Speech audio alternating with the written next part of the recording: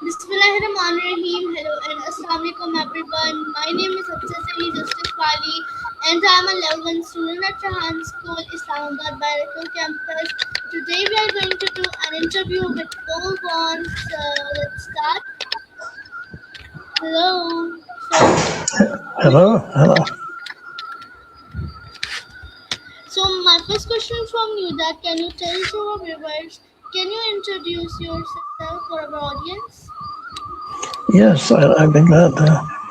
My name is Paul Bowen. I am 81 years old. I live in Denver, which is a city in the southwest of the United States.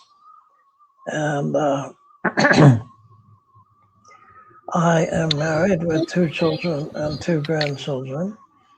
And I have been a professor of philosophy. I got a PhD in philosophy from Yale University, and I have taught at Brown University and the University of Cincinnati. I've also taught high school at a private school called the Schilling School for Gifted Children. And I am now retired, but although I'm retired, I consider myself to be a philosopher, and I write essays on philosophical topics and discuss things on my Facebook page, which is simply under my name, Paul Bowen. And I guess that's my introduction. Okay, nice. Thank you for giving me your introduction. So my next question from you that what was your childhood like? I mean, what was about your you said me that saying about some questions about my life. So I want to say that what was about something. Tell me about your childhood. Well, I was born in the United States, and the earliest I remember is in New York City, in the state of New York. And we lived in an apartment, and my father was studying to get a degree in history from Columbia University, and we had a nice apartment. We had a comfortable life. Then we moved a number of times uh, from one place to another, so I had to make new friends several times. And then finally, I graduated from high school in DeKalb, Illinois, and in 1962. And I guess that you could say that was the end of my childhood. So that's my answer.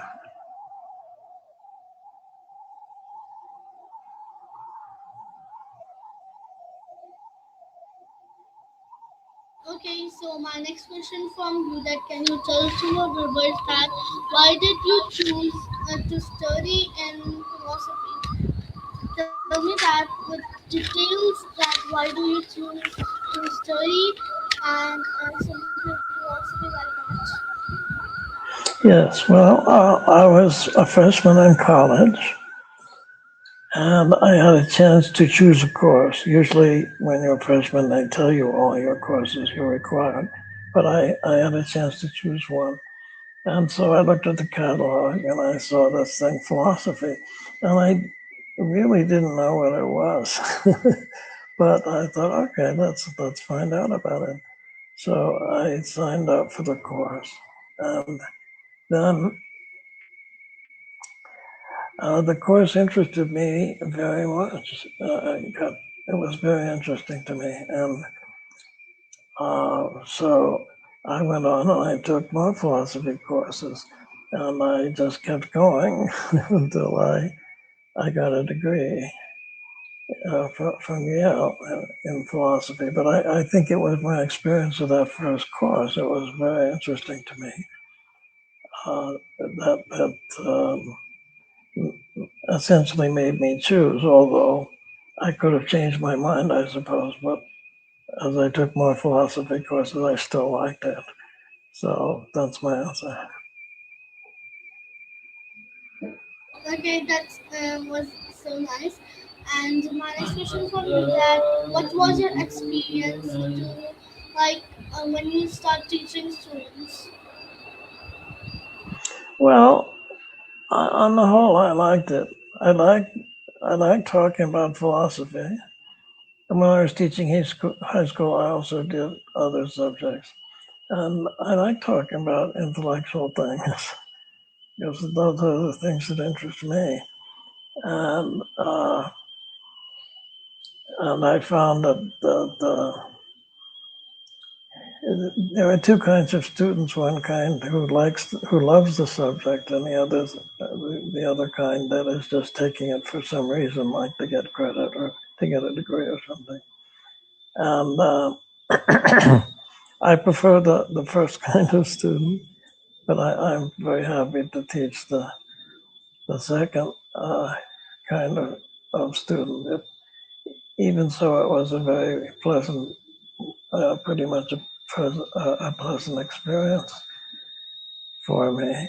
And it often happened that while teaching something, I understood it better myself than I did before. In fact, there's a saying that if you think you understand something, try to teach it, and then you will find out whether you really understand it, because you have to explain it to people who don't have the same background as you do. So that's my answer. Okay, my next question from you that what does philosophy mean to you? Well, philosophy is many things, and if you look at the history of philosophy, philosophers even sometimes disagree about what philosophy is supposed to be or is, uh, which is all right. That's the way it should be, I think. But the kind of philosophy I'm interested in now is ethics and political philosophy, especially political philosophy. And political philosophy asks questions like, what is, what makes what, if anything, makes one society better than another? How should society be structured? And that sort of thing. And philosophy in general, though, means to me that we think about things and we try to think deeply about these things. Um, um, you try to communicate with other people either by reading their writings or by talking to them if they happen to be still alive. And it is, philosophy is sort of like mathematics. You just think. You don't have to make experiments or observations as you do in the sciences. And so I think of philosophy as a long conversation that has been going on for thousands of years about certain topics. Some of those topics are, I already mentioned, political philosophy, but it's metaphysics, which sort of asks the questions, what is such and such a thing? To have a deep understanding of what something is and what reality is. And aesthetics, which talks about beauty, ethics, which, well, beauty and other related ideas, and ethics, which talks about moral necessity, what is morally required. And there are many other branches of philosophy, but many of them are what we call normative questions, as questions about how things ought to be. Science tends to discuss how things actually are, but philosophy tends to ask, how should things be? So, logic, for example, is about how we reason, but it's not how we actually reason, which is sometimes very bad, but how we should reason, what good reasoning is. So that normative aspect is pretty much unique to philosophy, and So I think that's a very important part of the meaning of philosophy to me. Thank you. That's my answer. Okay, so my next question from you that can you tell us more about what keep you learning even after retirement status? Well, it's partly curiosity. I like to learn. It isn't something that I have to force myself to do. It's something that I enjoy doing. And I'm interested in many different kinds of things. So I'm always studying something. And, but also because I want to strengthen myself to deal with the philosophical questions that I'm dealing with. So I want to see what other people think about these things and what some of the arguments are in favor of this position or that position. So I, uh, I want to have a good background when I address these questions. So that also is a reason, in addition to just curiosity, why I continue learning. Well, there's a third reason, and that is it seems that statistically you live longer if you keep keep uh, keep learning things, and that's a motivation for me. I wouldn't mind living longer. Maybe I'll make it to 82. So that's my answer.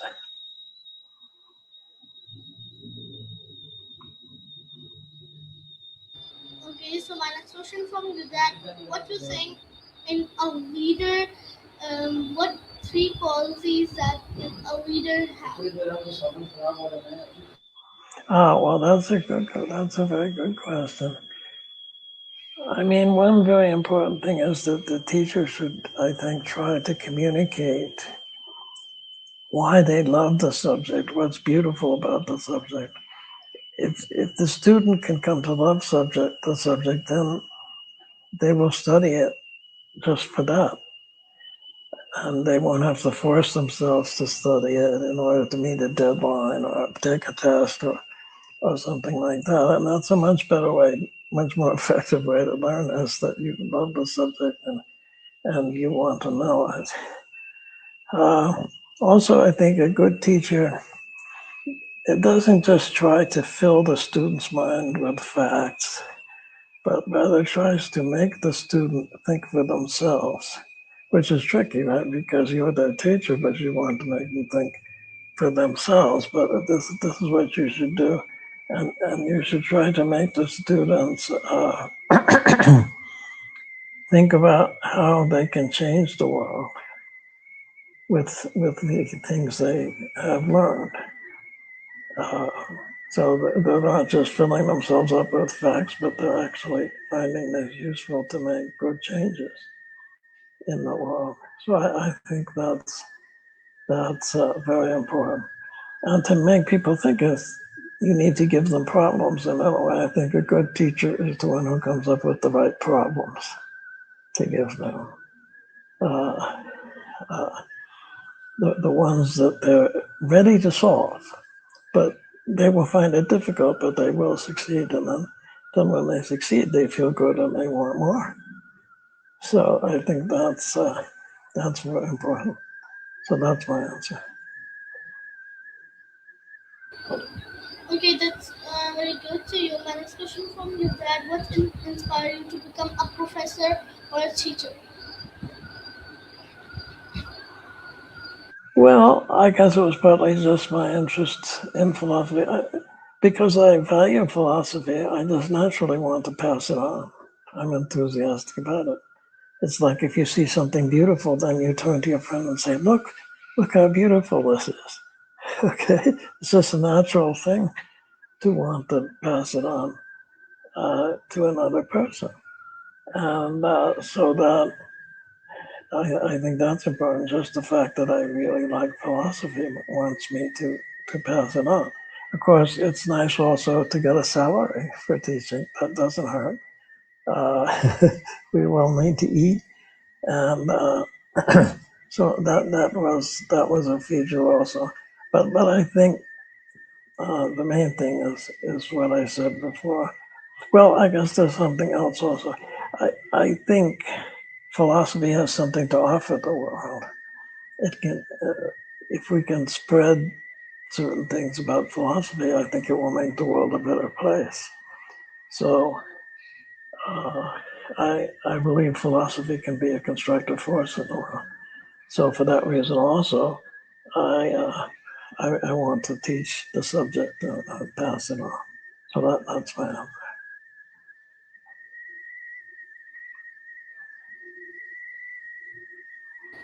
Okay, so my next question is from you. That can you tell us more about what does success mean to you?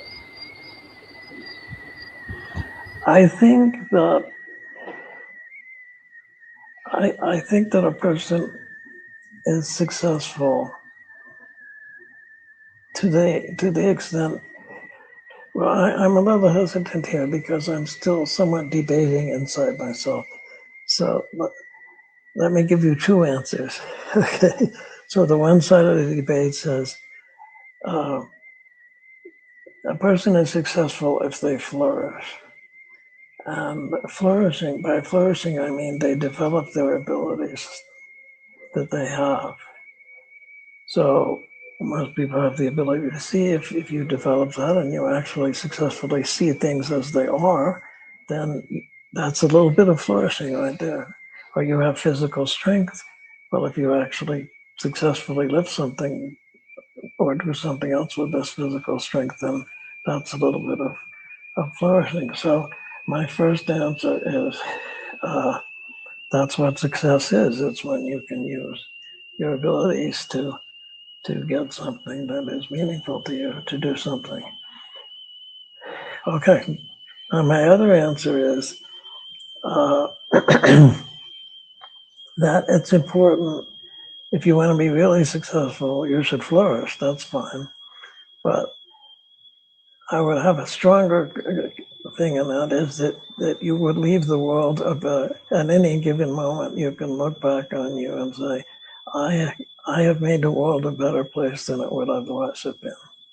Okay, so uh, this is a further requirement.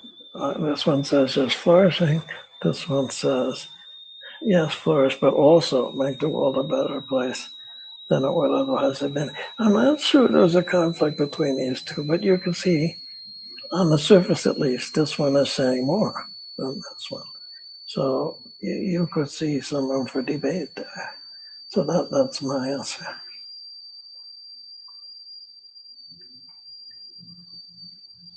Okay, so my next question from you that if you have the permission to change one thing related to education, so what it would be?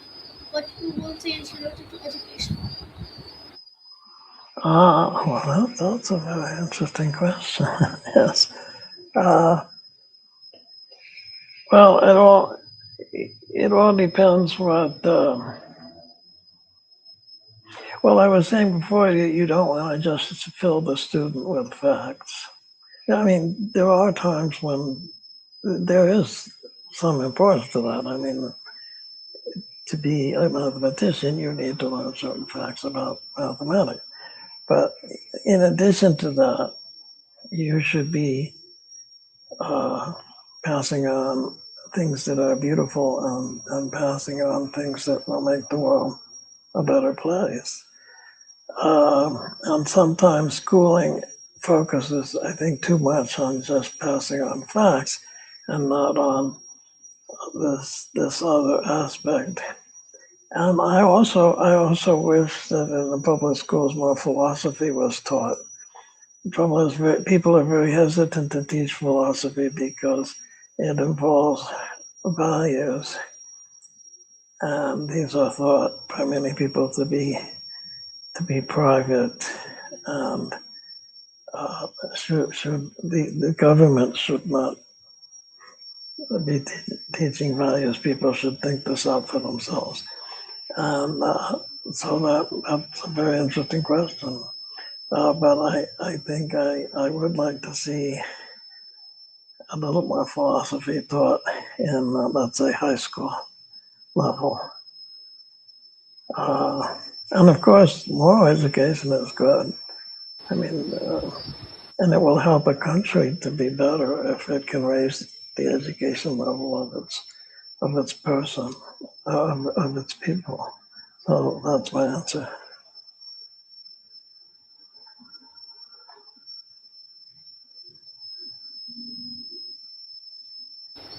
Okay, and my next question from you that in your I want to ask one question related to your childhood that what achievement that you do in your childhood and you are like oh my god it's so good.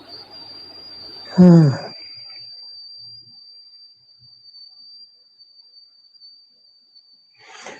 I think I am very proud of the dissertation I wrote at Yale. It was very difficult, but I think it was also very interesting. It's hard to explain why because it was kind of technical. It had to do with logic, some very technical questions about logic, so I can't really explain it. But I was very proud of it, and I still am. Also, I'm proud of what I'm doing now. I feel I'm more or less disconnected from academia in my retirement, and I'm not really trying to address academics. Particularly, I want to try to address ordinary people, and so I try to express myself in a way that doesn't involve technical terms. And uh, this is, of course, very different from what academics tend to do, especially at the higher levels. At the higher levels, you're supposed to understand all this technical stuff, and your audience is supposed to understand a great deal of it. But I'm now trying to address ordinary people, people who are interested, of course, but of course, nobody gets any credit for reading my stuff. If you read it if it interests you, that's all. But but I'm proud of the fact that I have made this change to talk to people who are not already highly educated, which is what a lot of academics do. So that's my answer.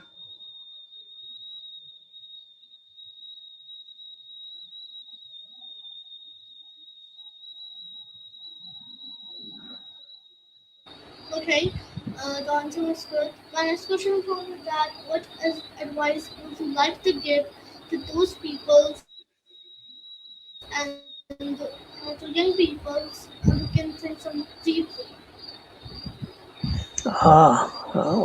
Well, that's great. I mean, just the fact that they want to do that is wonderful. And I guess I would say, you know, it's just something you do. You think deeply.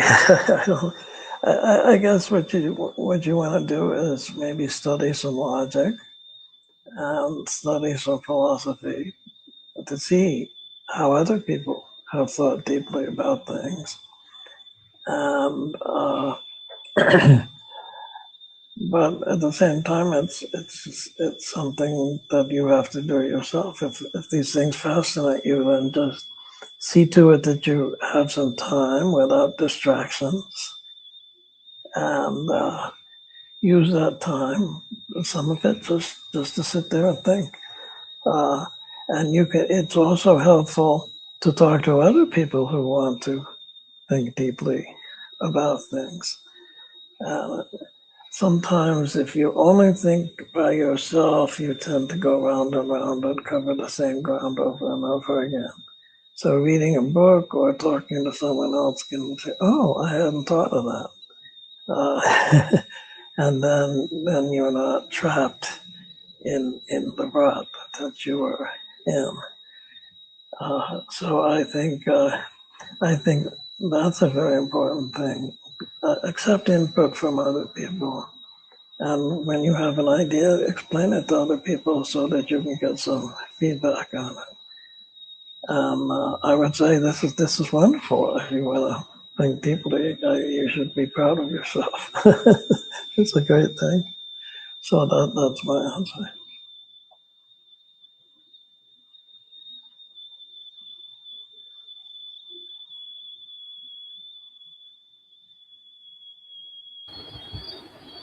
Okay, so my next question from you that if you had like if you have some permission to change up like philosophy discussions and something related to that, so what it will be? Well, I think it's terribly important because the world is in a very bad way. I mean, the situation is terrible, and people need to be able to recognize this and have hope for a better way. And but a big trouble is that there are certain ways of thinking that say, well, this is the best we can do. We can't do any better than this. And what critical thinking does, it allows you to look at things and say, well, is this really true? Or is this just what we believe? Okay. So we need to challenge a lot of the standard beliefs that people have because these beliefs are lethal. These beliefs will cause us all to die from global warming or nuclear war or something else. Uh, and so we need to think critically about the ideas that we have, but also about new ideas because if you just have sloppy new ideas, that's not going to be any better than the old ideas.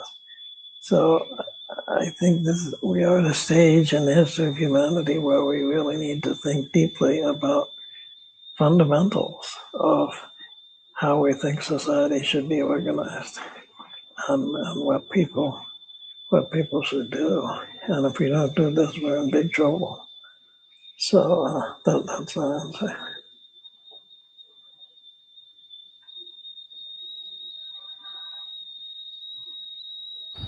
Okay, my last question from you that what advice will you and message would you like to give to our audience? Well, I want you to flourish. I want you to be happy. And uh, thank you for listening. And I guess I would repeat what I said in the previous question. I think the world is in a desperate situation. I encourage you to think about how it might be much better if it were very, very different from what it is now. For example, instead of having separate nations which compete with each other, what if we just had a single world community? Okay, then we wouldn't have war. And wow, that would be a good thing. War could kill us all as our weapons become more and more powerful. So that's an example of something to think about. And I guess so my final message would be, yeah, think critically, think critically, think critically, because we desperately need that. So that's my answer.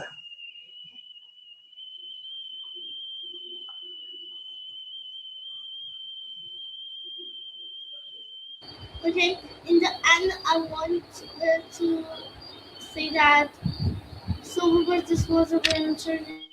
I hope you like it. And we meet in another interview. Allah Hafiz. Thank you, Science, and Allah.